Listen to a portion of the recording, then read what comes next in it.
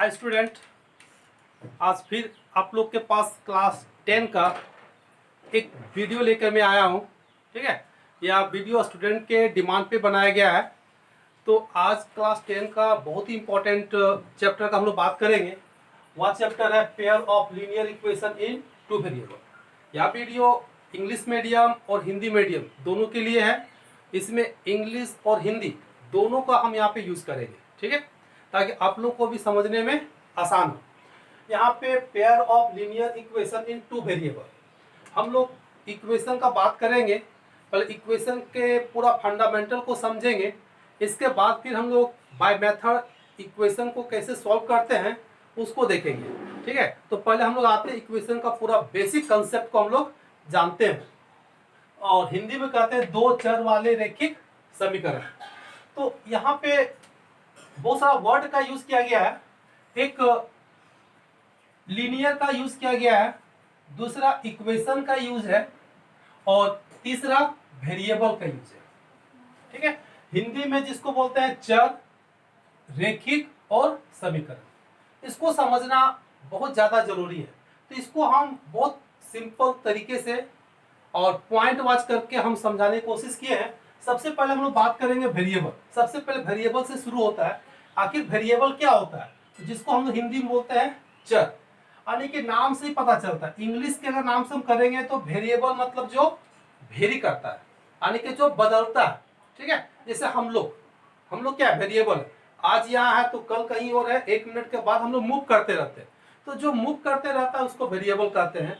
जैसे इंग्लिश में generally x y z डब्ल्यू वगैरह का यूज होता है, और एक यूज होता है कांस्टेंट का जो फिक्स होता है। जैसे हम लोग का घर फिक्स है, सालों भर यहीं पे है और हमेशा यहीं रहेगा, तो इसको बोलते हैं कांस्टेंट। इंग्लिश में कहा जाता है कांस्टेंट, हिंदी में अचर कहते हैं। ठीक है, तो यहाँ पे वेरिएबल का बात है।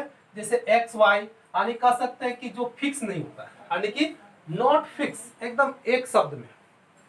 दूसरा हम लोग पॉइंट देखेंगे रैखिक। रैखिक मतलब एक रेखा होता है, पहचानने का आसान तरीका क्या होता है, जिसका डिग्री कितना होता है, एक होता है। डिग्री करने का मतलब जैसे हम लोग यहाँ पे समझेंगे x के पावर यहाँ पे 2 है, तो x का डिग्री कितना हो गया, यानी डिग्री कितना हो गया 2। और भी अगर आसान वर्ड में अगर हम लोग समझेंगे तो पावर समझ सकते हैं। क्या समझ सकते हैं, पावर। ठीक है, और हिंदी में अगर हम लोग जानेंगे तो जिसको हम लोग बोलते हैं क्या, घात।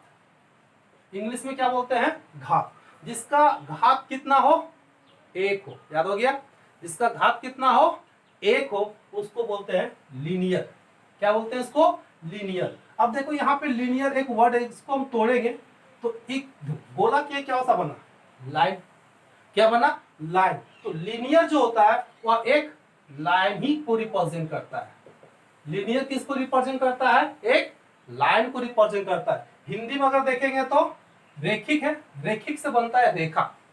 रेखा क्या है, एक लाइन है। तो लीनियर वर्ड समझ में आ गया। अब पहचानने का आसान तरीका, जिसका घात क्या होता है, एक होता है। जैसे x के पावर यहाँ पे, तो x के पावर कितना है, एक। तीसरा हम लोग आएंगे इक्वेशन, समीकरण। ऐसे भी हम लोग जूनियर क्लास में 6, 7, 8 में भी इसके बारे में हम लोग पढ़ चुके हैं, लेकिन फिर भी हम लोग थोड़ा सा यहाँ हिंट्स दे रहे हैं। समीकरण हिंदी में कहते हैं ये क्या है, रिलेशन। किसके किसके बीच में, तीन चीज के बीच में रिलेशन होता है। तीन ही पॉइंट पे याद रखना है, कांस्टेंट, वेरिएबल और साइन ऑफ इक्वेशन। इक्वल का साइन, अगर तीनों का जहां एक रिलेशन बनता है उसी को हम लोग समीकरण या इक्वेशन कहते हैं। हिंदी में चर, अचर और बराबर का साइन होना चाहिए। वही चीज देखिए कि रिलेशन अमोंग, वेरिएबल, कांस्टेंट, तीसरा इक्वलिटी। जैसे एग्जांपल लिए, एक्स वाई क्या है, वेरिएबल है यानी कि चर।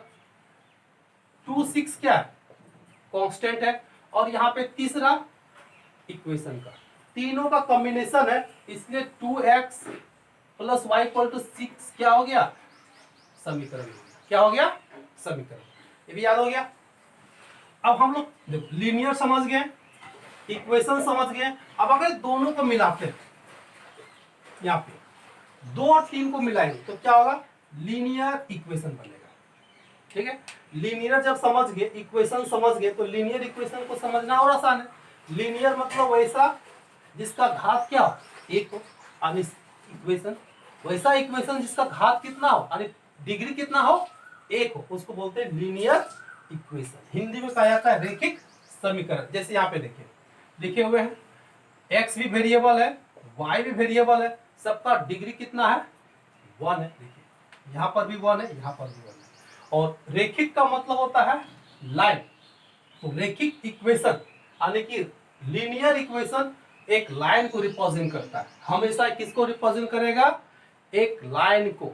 जिस इक्वेशन का डिग्री 1 हो वह हमेशा लाइन को रिप्रेजेंट करता है, याद रखेगा। अब 5 नंबर आएंगे, लीनियर इक्वेशन देखे दोनों को मिला दिए तो लीनियर हो गया। अब लीनियर इक्वेशन जैसे यहाँ पे देखिए एक इक्वेशन है, हम इस तरह से अगर 2-3 इक्वेशन को अगर मिलाते हैं तो एक सिस्टम बनता है। क्या बनता है, सिस्टम। सिस्टम किसको बोलेंगे, जब एक से अधिक इक्वेशन को एक साथ में लिखते हैं, इसको पेयर ऑफ लीनियर इक्वेशन भी कहते हैं, जो हम लोग को पढ़ना। अब देखिए आगे हम लोग अपने चैप्टर पे pair of linear equation, book में इसको सिस्टम भी लिखा रहता है, सिस्टम ऑफ इक्वेशन। किसी किसी बुक में सिमल्टेनियस लीनियर इक्वेशन भी कहते हैं। क्या कहते हैं, सिमल्टेनियस। सिमल्टेनियस वर्ड का भी यूज किया जाता है। हिंदी में रैखिक समीकरण का युग।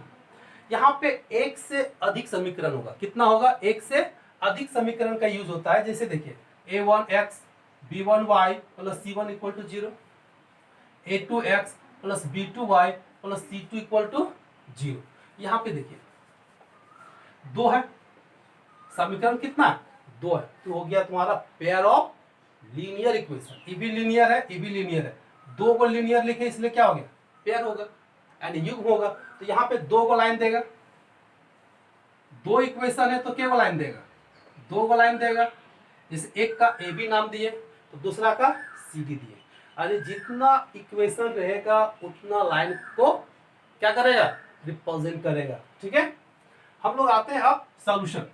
अब इक्वेशन देख लिए, अब इसको हम लोग हल करेंगे तो एक्स वाई का वैल्यू आएगा, यानी कि सॉल्यूशन निकालना है।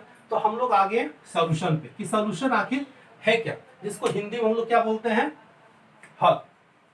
जैसे हम एक इक्वेशन लिखे छोटा सा, ठीक है, बहुत छोटा सा लिए, x माइनस 2 इक्वल टू 0। इसको अगर सॉल्व करेंगे तो x का वैल्यू क्या निकलेगा, 2 निकलेगा। अब इस x का वैल्यू यहां बैठा के देखो तो 2 माइनस 2 इक्वल टू क्या हो गया, 0। देखिए 0 बराबर 0 आ गया, यानी x का वैल्यू कितना, 2, इसको सेटिस्फाई कर रहा है। तो x का वैसा वैल्यू जो इक्वेशन को सेटिस्फाई करता हो, हिंदी में संतुष्ट करता, वैसे x के वैल्यू को ही इस इक्वेशन का सॉल्यूशन कहलाता है। क्या, x का वैसा वैल्यू जो इक्वेशन को क्या करता है, जिस इक्वेशन को सेटिस्फाई करेगा उस इक्वेशन का वह सॉल्यूशन कहलाता है। ठीक है, तो उसी का डेफिनेशन लिखे हैं कि द वैल्यू ऑफ x, देखिए the value of x which satisfy the equation. x का वैसा वैल्यू यहाँ लिखी भी, हिंदी भी लिखे हैं, x का वैसा मान जो समीकरण को संतुष्ट करता है वही तुम्हारा हल कहलाता है या सॉल्यूशन होता है। ठीक है, अब हम लोग यहाँ बात करेंगे कि सॉल्यूशन कितने प्रकार का होता है। हम लोग शुरू से देख रहे हैं एकदम बेसिक से, इक्वेशन बना दिए, पेयर ऑफ इक्वेशन बना दिए, उसको हल किए तो सॉल्यूशन आ गया। अब सॉल्यूशन का प्रकार देखेंगे कि सॉल्यूशन कितने प्रकार का होता है।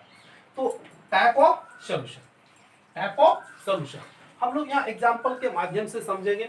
जैसे 2 इक्वेशन लिखे, x plus y equal to 2, x minus y equal to 2।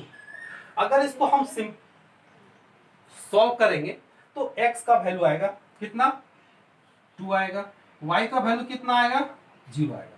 ठीक है, तो जहां x और y का वैल्यू आता है यानी कि इसका मतलब ये एग्जिस्ट कर रहा है, इसको बोलते हैं संगत हल बोलते हैं इसको, इंग्लिश में बोलते हैं कंसिस्टेंट। यानी कि यह जो सिस्टम ऑफ लीनियर इक्वेशन है क्या है, कंसिस्टेंट। दूसरा देखिए एक एग्जांपल ये x plus y equal to 2, 2x plus 2y equal to 4। इसको हल करके देखो तो ना तो x का वैल्यू निकलेगा ना ही y का वैल्यू निकलेगा। ठीक है, कॉपी में करके देखो, ट्राई करो तो तो x और y दोनों में किसी का वैल्यू नहीं निकलेगा, क्योंकि जब हम काटेंगे 2 से मल्टीप्लाई करेंगे x और y दोनों कट जाएगा, तो इसमें ना तो x बचेगा ना ही y बचेगा, तो इसमें से कोई हल निकलेगा नहीं। जिसका कोई हल नहीं निकलता उसको बोलते हैं इनकंसिस्टेंट। उसको क्या बोलते हैं? इनकंसिस्टेंट। हिंदी में कहा जाता है असंगत। तो समझ में आ गया कि यहाँ टाइप ऑफ सॉल्यूशन दो तरह का होता है, जिसमें एक्स वाई का वैल्यू निकलता है, और दूसरा टाइप का जिसमें एक्स वाई का वैल्यू नहीं निकलता है। तो जिसमें एक्स वाई का वैल्यू निकलता है उसको बोलते हैं कंसिस्टेंट, यानी कि संगत। ठीक है, संगत में जानते हैं कि जो एक्सिस्ट करता है, और जिसमें एक्स वाई का वैल्यू नहीं निकलता उसको बोलते हैं इनकंसिस्टेंट। हिंदी में कहा जाता है असंगत। तो यह था तुम्हारा पूरा समीकरण का पूरा फंडामेंटल बेसिक कंसेप्ट, यानी कि जीरो लेवल से। अब बहुत ही सारांश इसको हम लिखवाए हैं, इसको तुम लोग नोट कर सकते हो कॉपी में, बहुत काम वाला चीज है। ठीक है, तो फिर इसके बाद हम अगला कंसेप्ट देखते हैं, तो इसको लिख लो।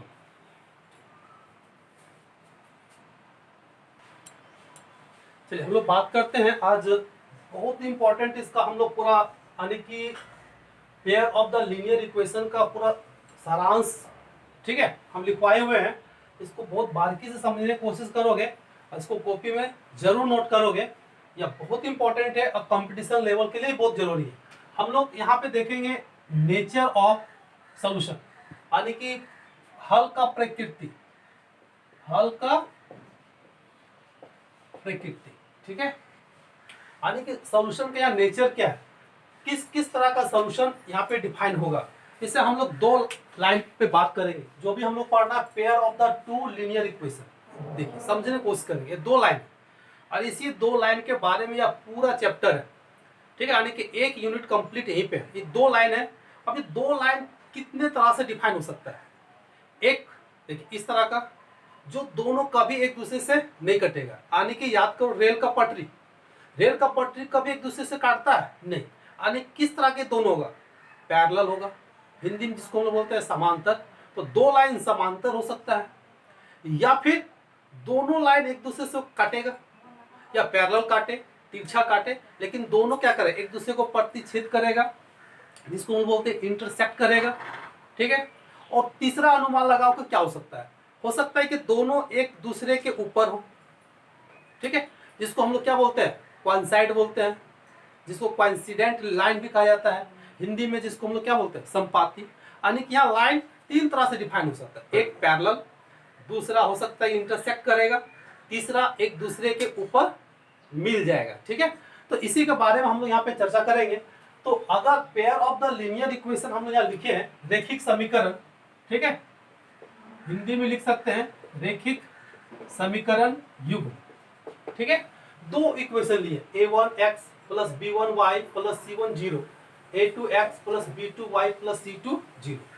एग्जाम्पल के लिए जैसे लिख सकते हो 2x plus y plus 1 equal to 0, 3x plus 2y plus 6 equal to 0, ये y है। तो सबसे पहला काम क्या होता है कि यहाँ जो x y का कोफिशिएंट है कौन है? a1 b1 c1 a2 b2 c2, पहले उसका वैल्यू निकालना है। अगर हम ये दोनों इक्वेशन से कंपेयर करेंगे तो a1 का वैल्यू कौन हो गया? 2, b1 का वैल्यू यहाँ कुछ नहीं है तो 1 है, c1 का वैल्यू क्या है? यानी कि a1 का वैल्यू 2, b1 का वैल्यू 1 और c1 का वैल्यू 1। इसी तरह सेकेंड इक्वेशन से भी हम लोग कंपेयर करके निकाल सकते हैं a2 b2 c2, यानी कि a2 का वैल्यू कितना? 3, b2 का वैल्यू 2 और c2 का वैल्यू 6। तो किसी भी इक्वेशन से हम लोग a1 b1 c1 a2 b2 c2 निकाल सकते हैं। अब जब a1 b1 c1 इस तरह का वैल्यू निकाल लेते हैं, अब उसको हम लोग पता करते हैं कि कौन सा इक्वेशन किस तरह का डिफाइंड है। हम लोग एग्जाम्पल के साथ यहाँ समझने की कोशिश किए हैं इस डाटा को। ठीक है, हम लोग देखेंगे। सबसे पहले यहाँ लिखे हैं कि पेयर ऑफ द लाइन, दो इक्वेशन दिया हुआ है, जिसे देखिए यहाँ पे दो इक्वेशन लिखा है। पहला पॉइंट है कि a1 by b1 b1 by a1 by a2 b1 by b2 c1 by c2। इसी यार नेचर है इक्वेशन को पहचानने का, इसका कंडीशन भी हम लिखाए हुए हैं। ठीक है, तो हम लोग देखते हैं इसको। दो इक्वेशन लिए हैं, हम लोग कंपेयर करते हैं। तो यहाँ a1 कौन है? 1 है। a1 बाय a2 जब निकालेंगे, एकदम इसको ध्यान से समझोगे। a1 कितना यहाँ पे? देखिए 1 है, यहाँ 1 लिख दिए। a2 कौन होगा? यहाँ पे ये पहला वाला ए का होता है, वाई वाला बी का है और कांस्टेंट वाला सी का है। तो ए वन 1/3, देखिए 1/3 लिख दिए। चलिए b1/b2 को बात करेंगे 2/4, देखिए 2/4 कैलकुलेट करेंगे तो 1/2 आएगा। सी का बात करेंगे, सी कौन 3 और 2, तो 3/2। अब ये तीनों इक्वेशन को देखो तो a1/a2, b1/b2, c1/c2 कोई बराबर है नहीं है, यानी कि तीनों कंडीशन को फुलफिल करता है। a1/a2 not equal to b1/b2 not equal to c1/c2। जब इस कंडीशन को अगर कोई इक्वेशन सेटिस्फाई करता है, जब तीनों में कोई बराबर नहीं हो, जिसको बोलते हैं कंपेयर द रेशियो, यानी कि अनुपात का जब हम कंपेयर करेंगे और तीनों अगर आपस में बराबर नहीं है, तो इसका मतलब जो दोनों लाइन का जो ग्राफ बनेगा वह एक दूसरे को इंटरसेक्ट करेगा। एक दूसरे को क्या करेगा, इंटरसेक्ट करेगा। इंटरसेक्ट कब करेगा, जब तीनों का रेशियो आपस में बराबर नहीं होगा। और हमको पता है कि दो लाइन इंटरसेक्ट करता है तो कितने पॉइंट पे काटेगा, एक पॉइंट पे काटेगा। तो इसीलिए इसका सॉल्यूशन क्या होगा, सिर्फ एक होगा, एक ही पॉइंट पे काटेगा ना, तो सॉल्यूशन कितना होगा इसका, एक ही होगा। इसका नेचर क्या होता है, सॉल्यूशन ओनली वन सॉल्यूशन होता है, ठीक है, यानी केवल एक हल, ठीक है। तो एक क्लियर हो गया पहला कंडीशन। कंडीशन को याद करना है, ठीक है, इससे बहुत टाइप का क्वेश्चन बनता है। दूसरा फिर वही काम करेंगे और दूसरा एग्जांपल लिए है a1/2, ये हो गया, देखिए आपका a1/2 2/4 कैलकुलेट करेंगे तो कितना आएगा 1/2। दूसरा देखिए 3/6 कैलकुलेट किए तो कितना आया 1/2, देखिए यहाँ भी 1/2 यहाँ भी 1/2। इसका भी -9/-8 18, ठीक है, इसको भी कैलकुलेट किए तो कितना आया 1/2। तो दो तीनों का वैल्यू 1/2 1/2 1/2 आया है, यानी कि यहाँ पे तीनों का रेशियो क्या आएगा, बराबर होगा ना। जब तीनों का रेशियो बराबर हो जाएगा तो हम बताए थे कि तीसरा ये कोइंसाइड भी करेगा, दोनों लाइन एक दूसरे के ऊपर सट जाएगा। तो ऐसे कंडीशन में इसका इंटरसेक्टिंग पॉइंट कितना होगा, कितने जगह सटा हुआ है, बहुत जगह सटा हुआ है, यानी इनफाइनाइट सटा हुआ है। तो इसलिए इसका सॉल्यूशन भी क्या होगा, इनफाइनाइटली होता है, यानी कि मेनी सॉल्यूशन होता है। इसलिए इसका सॉल्यूशन भी क्या होता है, मेनी सॉल्यूशन होता है, यानी कि एक लाइन और इसी के ऊपर दूसरा लाइन होता है। हिंदी में बोलते हैं इसका अनेक हल होता है, हिंदी का क्या होता है, इसका अनेक हल होता है। तीसरा हम लोग बात करेंगे, फिर वही देखिए 1/2, फिर 3/6 और 5/12। अब इसको कंपेयर करो तो देखो ये दोनों बराबर है, 1/2 1/2 ये बराबर नहीं। देखिए जब दो रेशियो बराबर होगा, यानी कोएफिशिएंट वाला और तीसरा कांस्टेंट वाला बराबर नहीं होगा, इसका मतलब लाइन इस तरह का पैरेलल होगा। हम बताए थे कि लाइन तीन तरह का डिफाइन होता है, तो उसमें से तीसरा है पैरेलल। तो पैरेलल है तो कहीं काटेगा, जैसे रेल का पटरी कहीं काटता है, नहीं काटता है, तो कोई हल निकलेगा नहीं, इसका कोई सॉल्यूशन नहीं होता, इसका कोई हल नहीं होगा। यहाँ पे तीन बहुत इंपॉर्टेंट कंडीशन है। वन हल होगा जब एक दूसरे को काटेगा, एकदम याद करने का आसान, काटा मतलब एक ही हल निकलेगा। तो कब काटेगा, जब तीनों रेशियो बराबर नहीं होगा। जब तीनों बराबर हो जाएगा मतलब कोई एक दूसरे के ऊपर चला जाएगा, यानी दोनों एक ही हो गया, इसलिए सब बराबर हो गया। इसका हल कितना होगा, मेनी सॉल्यूशन होगा। इनफिनिटली मेनी सॉल्यूशन भी कहीं कहीं लिखा जाता है। और जब दोनों बराबर होगा, तीसरा नहीं होगा, तो समांतर पैरेलल ऐसे लाइन होगा जिसका कोई सॉल्यूशन नहीं। जब पैरेलल नहीं काटता तो कोई सॉल्यूशन नहीं। इसी चीज को हम शॉर्टकट तरीके से यहाँ भी लिखे, इंटरसेक्टिंग मतलब जब दो लाइन आपस में इंटरसेक्ट करता है, देखिए एक पॉइंट पे काटेगा, तो जिसका कंडीशन क्या होता है कि दोनों का रेशियो नॉट इक्वल होता है। सॉल्यूशन क्या होगा, सिर्फ एक सॉल्यूशन देगा। कोइंसाइड मतलब एक लाइन देखिए ए बी लिए है और उसी लाइन में देखिए सी डी भी है, दोनों एक दूसरे के ऊपर। इसका कंडीशन क्या है, तीनों रेशियो बराबर होगा। सॉल्यूशन क्या होगा, मेनी सॉल्यूशन होगा। पैरेलल का मतलब दो लाइन एकदम रेल का पटरी के जैसा, यानी कि इसका कंडीशन दोनों बराबर होता है, तीसरा बराबर नहीं होता। इसका क्या होता है, कोई सॉल्यूशन नहीं होता। या था तुम्हारा पेयर ऑफ लीनियर इक्वेशन, रेखिक समीकरण का पूरा चैप्टर का सारांश था।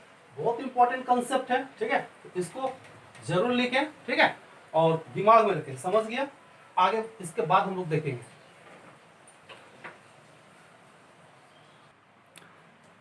हम लोग बात करेंगे यहाँ method of finding the solution. अभी हम लोग सॉल्यूशन का पूरा नेचर देखें।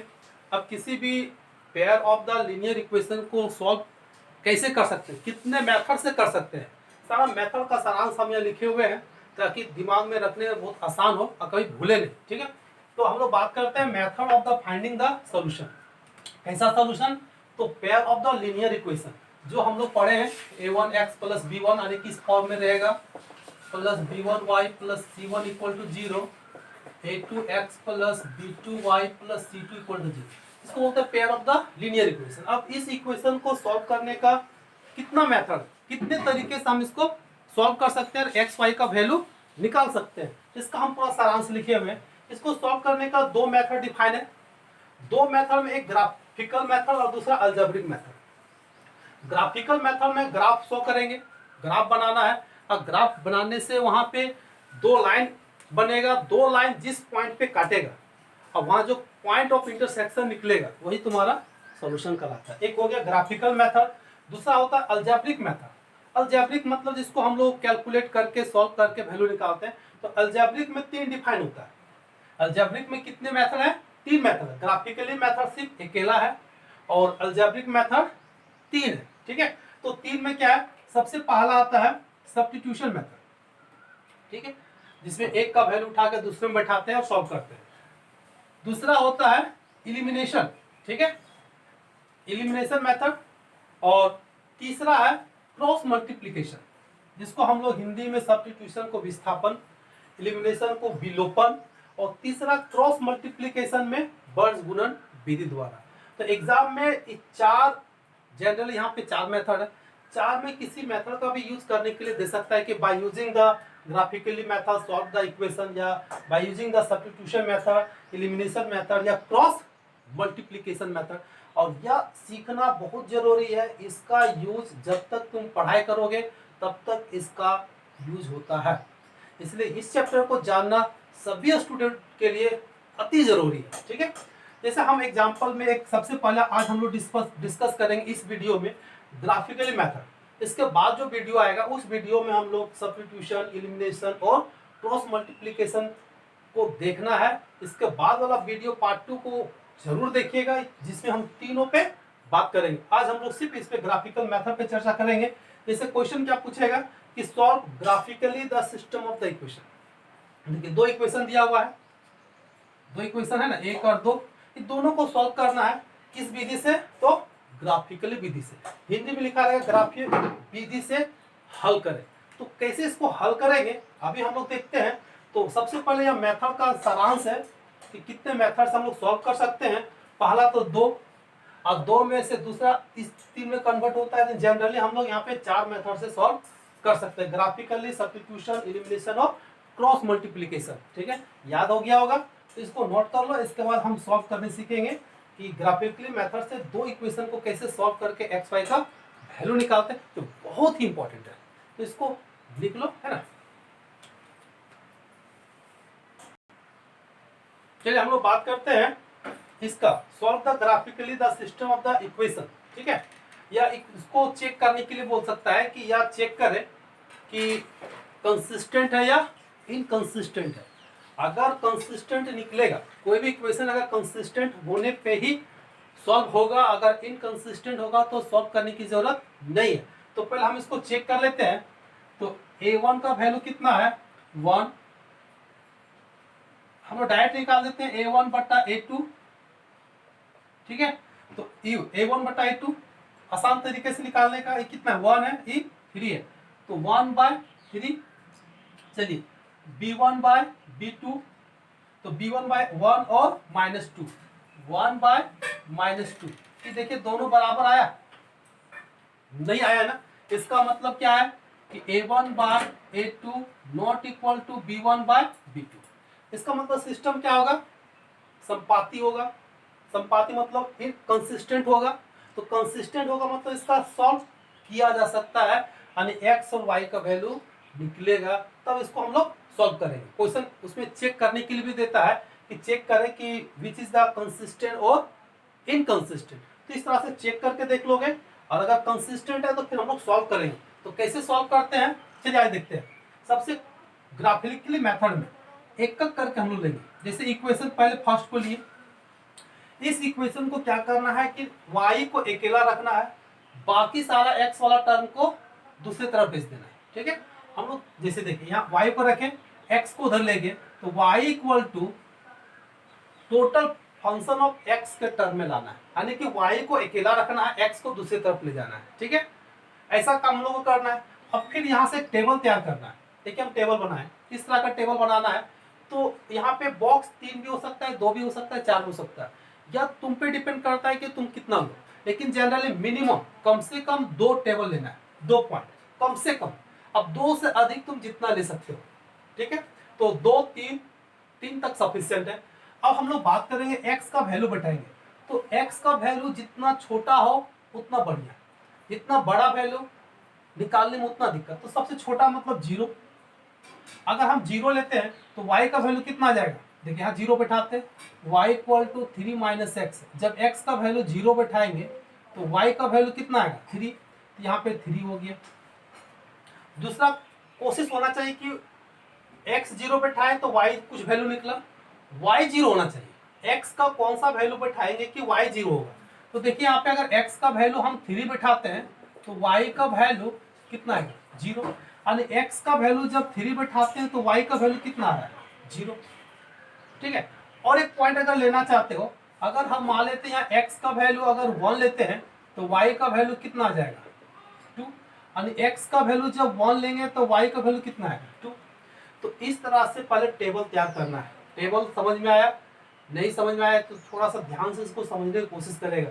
अब इस टेबल के अनुसार हम यहाँ पे काम करेंगे।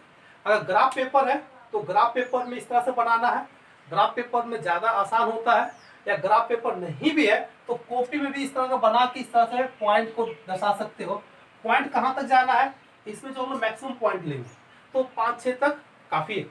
अब यहाँ पे बात करेंगे, इस तरह का हम लोग तैयार कर लेंगे। ठीक है, ये हो गया x, ये y होता है, नेगेटिव y होता है, नेगेटिव x होता है। अब यहाँ पे आते हैं, पहला होगा जब x का वैल्यू कितना है, सबसे मेन होता है इसी को बैठाना। x का वैल्यू कितना है, 0, तो x का वैल्यू यहाँ 0 होगा। y का वैल्यू कितना है, 3, तो 0 से हम लोग y को जाएंगे। इसे देखिए कहाँ तक जाएंगे, 3 तक। यहाँ पे एक पॉइंट बनाएंगे, इस पॉइंट का नाम दे दिए a। कोऑर्डिनेट कितना हो गया, x3, y का वैल्यू 3। ठीक है, कैसे बनाए, देखिए x का वैल्यू 0, y कितना है, 3, तो y की ओर जाएंगे। कहां पर जाएंगे, जहां x का y का वैल्यू 3 है। ठीक है, दूसरा x का वैल्यू 3, देखिए यहाँ पे 3, y का वैल्यू कितना है, 0। देखिए 0 यहाँ आ जाएगा, किधर जाना है, x की ओर। कहां पे, 3 के पास, यहाँ पे। इसको नाम दे दिए b, क्योंकि कोऑर्डिनेट में पहले 3 लिखते हैं उसके बाद 0 लिखते हैं। ठीक है, और इसके बाद देखिए x का वैल्यू कितना है, 1, ये हो गया 1। y का वैल्यू कितना हो गया, 2, देखिए ये हो गया 2। अब दोनों कहां पे मिलेगा, देखिए इसका लाइन ऐसे और इसका लाइन ऐसे, दोनों किस पॉइंट पे कट रहा है, देखिए यहाँ पे समझने की कोशिश करेगा। ये 2 ऐसे हो गया और ये ऐसे हो गया, जो दोनों जिस पॉइंट पे कटेगा वही पॉइंट होता है। ठीक है, तो यहाँ पे कटा एक पॉइंट, इसको नाम दे दिए C। क्लियर हो गया, तो देखिए 3 पॉइंट हो गया, 1 2 3। अभी तीनों पॉइंट को मिलाते हुए, तीनों पॉइंट को मिलाते हुए लाइन खींचेंगे। समझ में आ गया, पहले टेबल तैयार करेंगे, टेबल का सारा पॉइंट को लिख देना है, लिखने के बाद सारा पॉइंट को मिला के लाइन खींच देना। इस तरह से लाइन खींच दिए तो किसका लाइन हुआ, तो समीकरण 1 का, देखिए समीकरण 1 हो गया। इस तरह से लाइन खींचा जाता है। 1-2 बार पहले लाइन खींचने का प्रैक्टिस कर लोगे रफ कॉपी में, ठीक है, सीख जाओगे। फिर दूसरा इक्वेशन को लेना है एकदम सेम, y को क्या करना है, अकेला रखना है, सारा x को दूसरी तरफ लेंगे। देखिए y इक्वल टू क्या निकला, 3x माइनस 4/2। फिर वही काम करेंगे, x का वैल्यू अगर हम लोग 0 बैठाते हैं, चलिए 0 बैठा देते हैं, तो यहाँ पे जब 0 बैठाएंगे, 0 माइनस 4/2 तो कितना आएगा, -2। तो y का वैल्यू कितना लेंगे, -2। अब यहाँ पे x का वैल्यू कोशिश करोगे कि x y का वैल्यू व इंटीजर में, ठीक है, पॉइंट में बट्टा में ना, पॉइंट बट्टा में थोड़ा सा प्रॉब्लम करता है, जितना इंटीजर में रहेगा उतना आसान है। ऐसी पॉइंट भी आ सकता है तो बन जाता है, ठीक है, लेकिन कोशिश करेगा कि पूर्णांक में, है ना। तो हम लोग यहाँ पे क्या बैठाएंगे, अगर x का वैल्यू 4 बैठाते हैं तो 3 इंटू 4 -4, तो 4×12 -4/2, तो 8/2 कितना आएगा 4। यानी x का वैल्यू 4 बैठाते हैं तो y का वैल्यू कितना आ रहा है 4 आ रहा है। ठीक है, तो यहाँ पे 2 पॉइंट काफी है। ठीक है, क्योंकि इसलिए कम पॉइंट ले रहे हैं क्योंकि यहाँ फंक्शन थोड़ा सा अटपटा है। सीधा ऐसा रहता तो 2 3 4 पॉइंट लेने में कोई दिक्कत नहीं। तो हम लोग देखिए यहाँ से पॉइंट निकाल लिए। अब इससे हम क्या करेंगे, ग्राफ तैयार करेंगे।